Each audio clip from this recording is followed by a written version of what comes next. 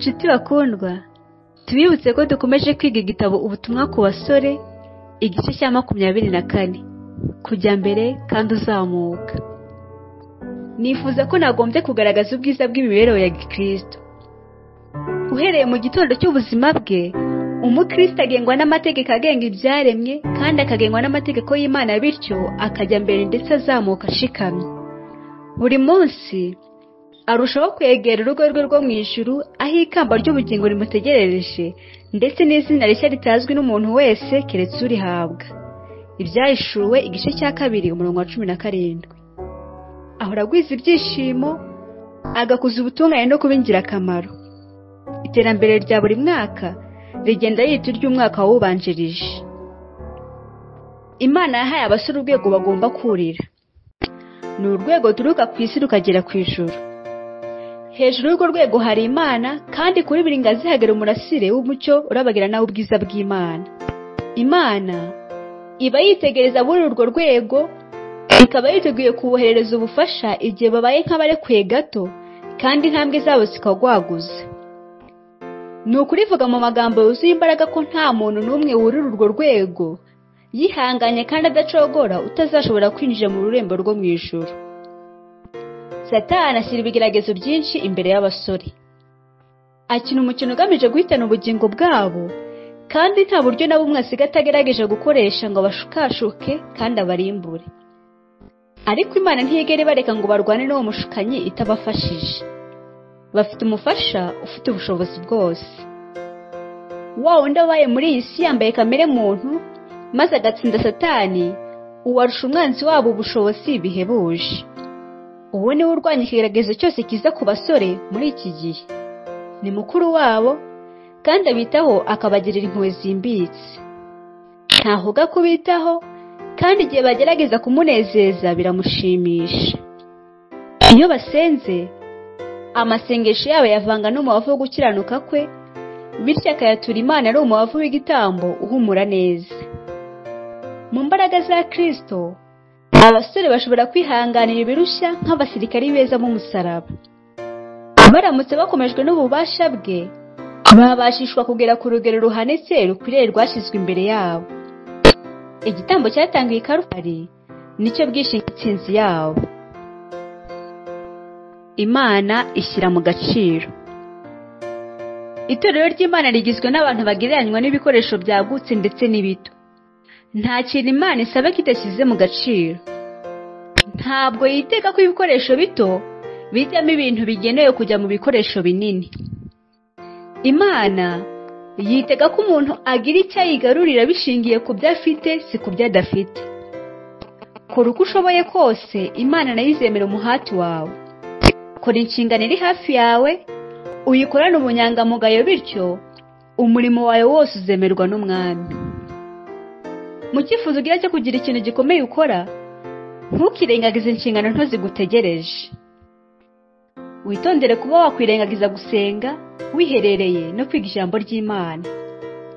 Izo nizo ntwaro ukoresha urwanya Satani, urwana inkundura ngo ashyire inkomyi mu rugendo rwawe rugana mu ijuru.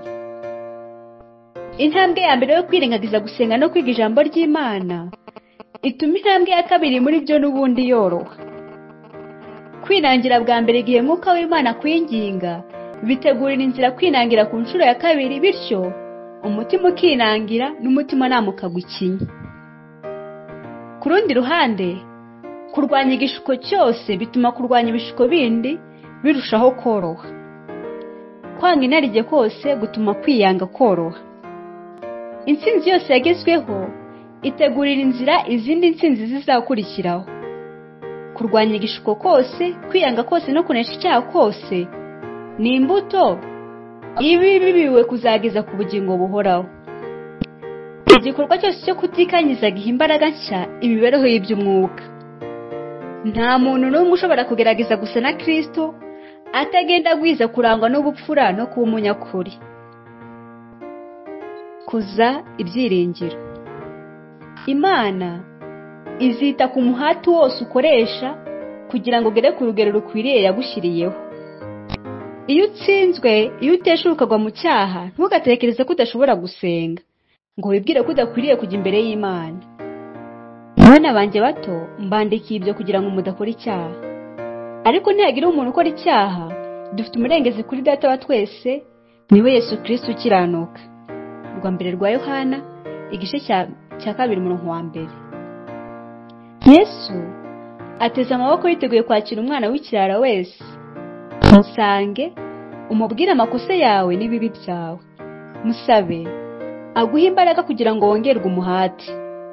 Ntabwo azigera gutererana kandi ntazahindura ibyiringiro byawe ubusa.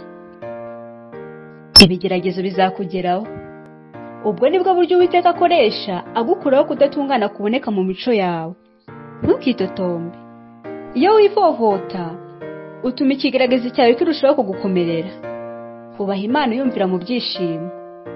Ihanganira ibikugarije n'ibikotsi igitutu. Nubwo wagirirwa nabi, komeza kurangwa n'urukundo rw'Imana mu mutima wawe. Amaso y'Uwiteka ari ku bakiranutsi, n'amatwi ye ari ku gutaka kwabo. Zaburi ya 34 umurongo wa 16. Ahari kurira kwararira umuntu nijoro, ariko mu gitondo impundu zikavuga. Zaburi ya 30 umurongo wa 6. Nimugaruka mu gatuza muzakizwa. Mwituza no mu byiringiro nimwe muzaherwa imbaraga. Yesaya igice cya 30 umurongo wa 15. Kristo azi imbaraga ibigeragezo uhura nabyo bifite, kandi azi n'imbaraga ufite zo kubirwanya. Ahora ateze amaboko, afitiye impuhwe nyinshi umwana we wese ubabazwa. Abwira umuntu wese ugerageza kandi ucitse intege ati, mwana wanjye nababarijwe kandi napfiriye. Mbese ntushobora kunyizera? Uko iminsi yawe ingana niko intege zawe zizangana. Gutegeka kwa 2 igice cya 33 umurongo wa 25. Ikoreze Uwiteka urugendo rwawe rwose, aba ari we wiringira, nawe azabisohoza. Zaburi ya 37 umurongo wa 5. Azakubera nk'igicu cy'urutare rukomeye mu gihugu cy'umutagwe. Aravuga ati, mwese barushye n'abaremerewe nimuze munsange ndabaruhura. Matayo igice cya 11 umurongo wa 28. Araguha ikiruhuko isi idashobora gutanga, cyangwa ngo ibe yavanaho.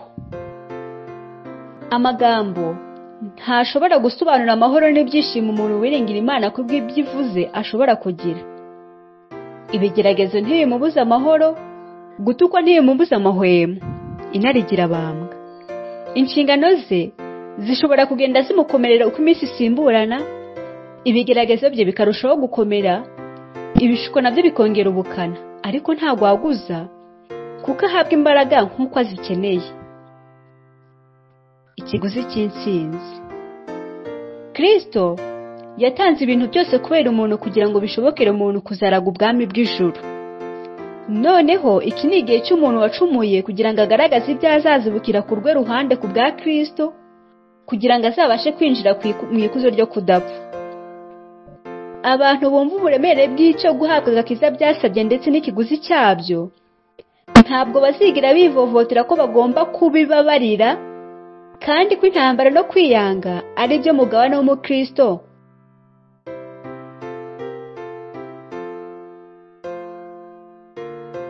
Nshuti bakundwa, dukomeje kwiga igitabo Ubutumwa ku basore, igice cya 25. Kuboneza imico. Nta cyizere Kristo yaduhaye cy'uko kugera ku gutungana kw'imico ari ikintu cyoroshye. Ntabwo imico itunganye rwose y'ubupfura umuntu ayiragwa n'ababyeyi, nta n'ubwo itugeraho by'impanuka.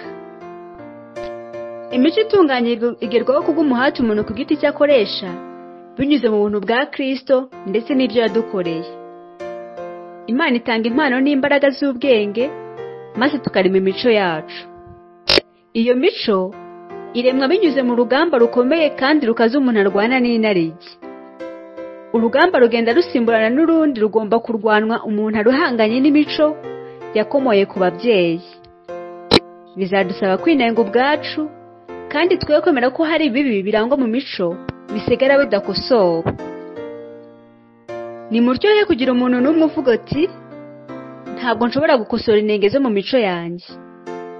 Nugera kuri uyu mwanzuro, byanze bikunze ntuzashobora kugera ku bugingo buhoraho. Ibitashoboka bishingiye mu bushake bwawe bwite. Nutabishaka, icyo gihe ntuzashobora kunesha. Ingorane nyakuri ikomoka mu gusayisha k'umutima utejejwe ndetse no kutagira ubushake bwo kwitanga umuntu agengwe n'Imana. Ishyirireho urugero ruhanitse. Abantu benshi Imana yahaye ubushobozi bwo gukora ibintu bikomeye by'indashyikirwa bakora bike cyane bitewe n'uko bagerageza bike. Abantu ibihumbi byinshi banyura mu buzima nk'aho badafite umugambi ufatika wo kubaho kwabo ndetse nta rugero ngenderwaho bakwiriye gushyikira. Bene abo bazahabwa ingororano ihwanye n'ibyo bakoze. Ibuka ko utazigera ugera ku rugero ruhanitse uretse urwo wowe wishyiriyeho. Bityo rero ishyirireho urugero ruhanitse kandi buhoro buhoro, nubwo byasaba gukoresha umuhati mu buryo bukubabaza kandi bigasaba kwiyanga no kwitanga. Zamuka ingazi zose z'urwego utera imbere. Ntukagire icyo wemerera kugukumira. Ntabwo nyamunsi yabuheranyije umuntu uwo ari we wese mu ncundura zayo ku buryo bukomeye byatuma akomeza kuba impezamajyo no kuba mu bwihebe. Ibikurwanya byagombye gutuma urushaho kwiyemeza rwose kubitsinda. Gusenya inkonyi imwe bizatanga ubushobozi bukomeye kurushaho ndetse n'ubutwari bwo gukomeza ujya mbere. Komeza mu cyerekezo gitunganye ufite kwiyemeza kudacogora, kandi bizajya biba bizakubera ibyo kugufasha, ntibizakubera imbogamizi. Kuza ingingo zose z'imico. Ku bw'ikuzo rya Databuja wo mu ijuru, haranira guteza imbere no gukuza impande zose z'imico. Ugomba kunezeza Imana ku ntambwe yose uteye wubaka imico yawe. Ibi ushobora kubikora kuko Enoki nawe yanejeje Imana nubwo yariho mu bantu bari barahenebereye mu bibi. No muri iki gihe hariho ba Enoki benshi. Muhagarare nka Daniyeli, wa mutegetsi w'inyangamugayo, umuntu utarashoboraga gutsindwa n'ikigeragezo na kimwe. Ntimugatetereze wa wundi wabakunze cyane bigatuma atanga ubugingo bwe kugira ngo adukureho ibyaha byacu. Aravuga ati, ntacyo mubasha gukora mutamfite. Mwibuke ibi. Niba hari amakosa mwakoze, byanze bikunze mubona intsinzi iyo murebye ayo makosa maze mukayafata nk'ibimenyetso by'imbuzi. Uko niko ibyari gutsindwa mubihinduramo intsinzi, mugatetereza umwanzi maze mukubaha umucunguzi wanyu. Imico isa n'uko ijuru ribishaka nibwo butunzi bwonyine dushobora gukura muri iyi si tukazayizamukana mu isi izaza. Abantu bakurikiza amabwiriza ya Kristo muri iyi si bazinjirana mu mazu yo mu ijuru ibyo bagezeho bayobowe n'Imana, kandi mu ijuru tuzakomeza gukuza imico. Kubw'ibyo rero gukuza imico muri iki gihe ni ingenzi. Amategeko ye arashoboza. Abo mu ijuru bazakorana n'umuntu ushakana ukwizera guhamye bwa butungane bw'imico buzatuma habaho gutungana kw'ibikorwa. Kristo abwira umuntu wese uri muri uyu murimo ati, ndi iburyo bwawe kugira ngo ngufashe. Igihe ubushake bw'umuntu bukoranye n'ubushake bw'umuntu bugira ubushobozi bwose. Ikintu icyo ari cyo cyose kigomba gukorwa ku itegeko ry'Imana gishobora kurangira mu mbaraga zayo. Amategeko ye arashoboza. Aho duhora twishingikirije. Abantu batibuka kwisunga Imana buri munsi bazatsindwa n'ibigeragezo. Hari igihe twakwibwira ko duhagaze dushikamye kandi ko nta kizadushobora. Dushobora kuvuga tuti, nzi uwo nizeye uwo ari we kandi nta gituma ndeka kwizera Imana ndetse n'ijambo ryayo. Nyamara Satani ashaka kudufatira mu ngeso na kamere byacu kugira ngo aduhume amaso ntidushobore kumenya intege nke zacu n'amakosa yacu. Keretse gusa nitumenye intege nke zacu maze tugahanga amaso yacu Kristo, nibwo tuzabasha guhagarara dushikamye.